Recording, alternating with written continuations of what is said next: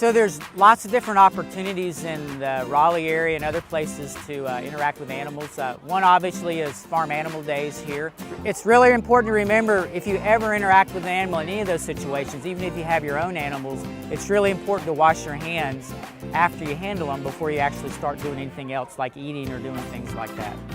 Believe it or not, on every living thing, including animals, they have a kind of world of organisms. We call them microorganisms, and some people call it the microbiome.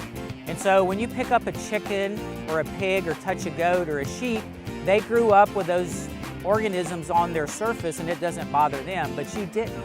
And so if you don't wash your hands and get those off of you, and then you maybe eat something or wipe your nose or something and you get those organisms on you, they can make you very, very sick.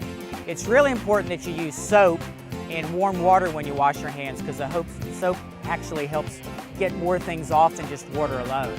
And if you're ever at an event where you have the opportunity to interact with animals, that's great, go ahead and do it. They should and probably do have a hand washing station. So you really should look for that and always wash your hands after you handle the animals.